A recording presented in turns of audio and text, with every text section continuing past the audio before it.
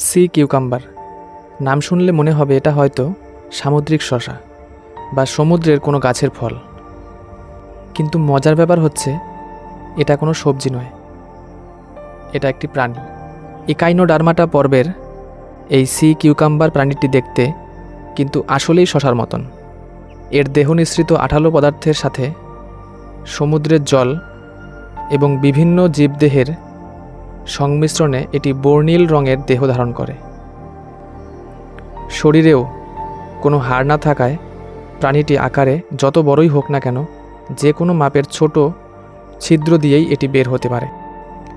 এশিয়ানদের খাদ্য তালিকায় এর অবস্থান অনেক উঁচুতে। কোরিয়ায় বহুল জনপ্রিয় খাবার এটি। জাপানের ফিশ মার্কেটগুলোয় সি কিউকাম্বার অহরহ পাওয়া যায়, তবে এশিয়ার অন্যান্য দেশগুলোয় এর দাম অনেক বেশি। কোরিয়ায় সি কিউকাম্বারকে টুকরো টুকরো করে কেটে সুশি বানিয়ে খাওয়া হয়। তারা এটাকে ভালো মতো ধুয়ে আঠা বের করে তারপর খুব চিকনভাবে টুকরো করে কাটে।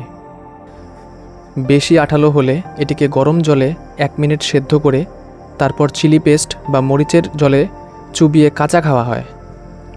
আবার পেঁয়াজ মরিচ দিয়ে ভাজি করেও সি কিউকাম্বার খাওয়া যায়। এশিয়ার অন্যান্য দেশগুলোয় এই পদ্ধতিটি জনপ্রিয়। সি কিউকাম্বার খেতে আঠালো এবং স্যাঁতস্যাঁতে। মুখে নিলেই মনে হবে আপনি বড় কোনো মাছের থলথলে চামড়া খাচ্ছেন বা মাছের নাড়ি ভুড়ি খাচ্ছেন। তবে এই খাবারটি খেতে কিন্তু মোটেও খারাপ নয়।